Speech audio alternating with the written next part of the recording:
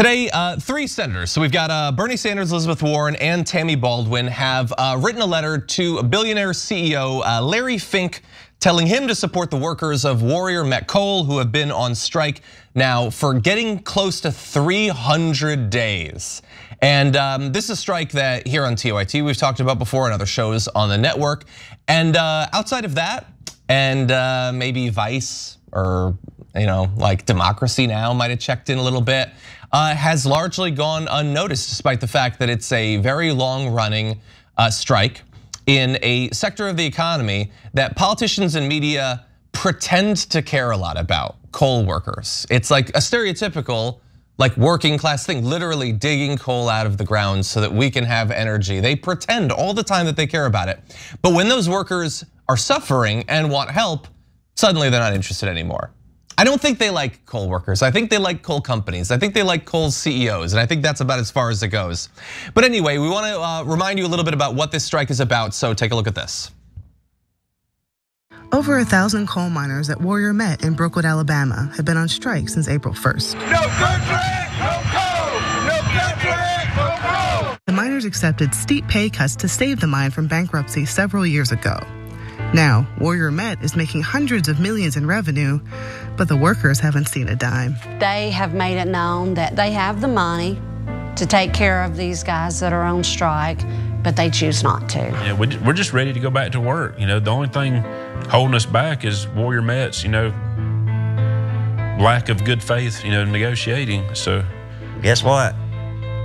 I lost them, and I got fired.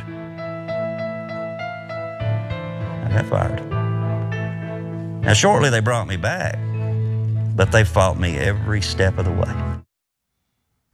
So Warrior Met doesn't care about their workers. So these senators are trying to get Larry Fink to step in. He's the CEO of BlackRock. BlackRock is the largest shareholder of Warrior Met.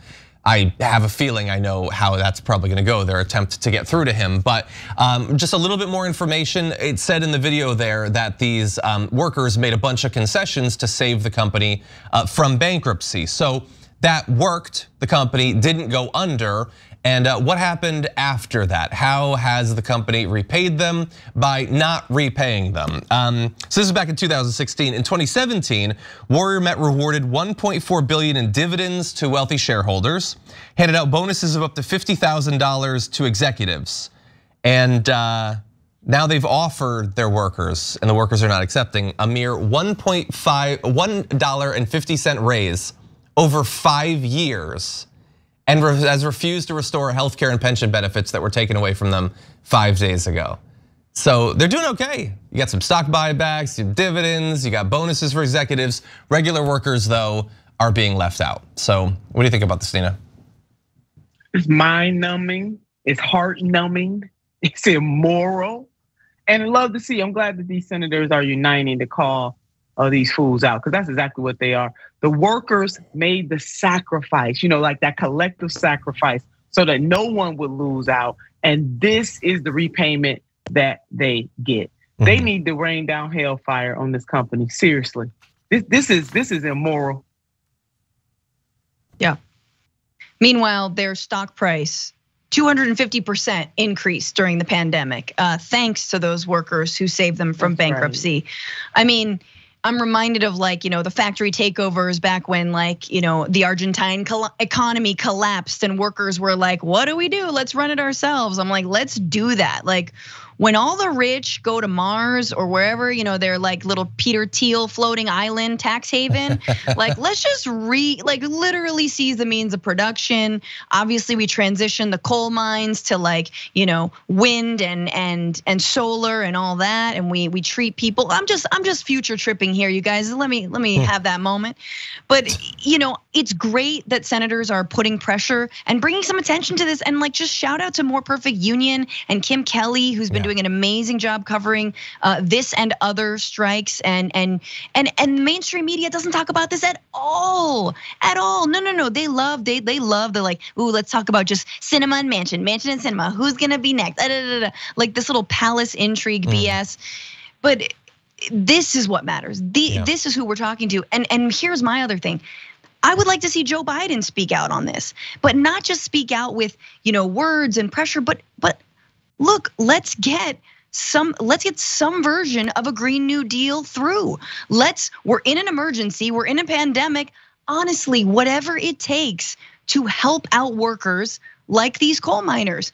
Let's talk about a just transition. Let's talk about a Green New Deal. This is the kind of ideological and political groundwork that you have to do. If you want to get people on board with your vision, it's a perfect time to lay out that vision for what a Green New Deal, what a Green New Deal that benefits workers could look like. Exactly, yeah. And we don't see it. And thank you for putting the spotlight on some who have been covering it well. I sort of get why, like I don't expect Anderson Cooper to visit or whatever. Like I don't expect most on CNN or MSNBC. They don't generally care about workers. He could wear like a T-shirt though, John. He could wear like a. That's true. Well, he loves wearing the tight fitting. He would. He's in pretty good shape. But here's the funny thing, and obviously I'm gonna lay out a question, and everyone in the audience is gonna scoff. They're gonna laugh, and I'll get it. Where's Fox News? Why is Tucker Carlson, the right-wing populist, not reporting on locate? Where's Jesse Waters? Where's Sean Hannity? These are like, they actually care about the workers of America who've been left behind.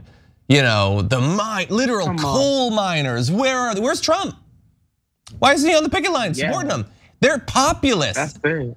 They would never, Tucker Carlson wouldn't be within a mile of a speck of coal that might land on his lapel. But they have this aura of being like they're the ones who are actually concerned about workers. And I want these workers to get what they need. But I would also love to know, because there's gotta be some conservatives among them. Do they feel the lack of interest? Breitbart ain't there. Bannon's not. He's not going there. They're coal workers. It's like once the right has they don't care about the soldiers. They don't care about them getting health care when they come back or anything. And they pretend to like the cops, but they're perfectly fine with right-wing insurrectionists beating them to death with fire extinguishers and flags and stuff. But at the very least, they're supposed to love coal miners. That's their thing. And yet nothing for 288 days, nothing. It's ridiculous. Yeah.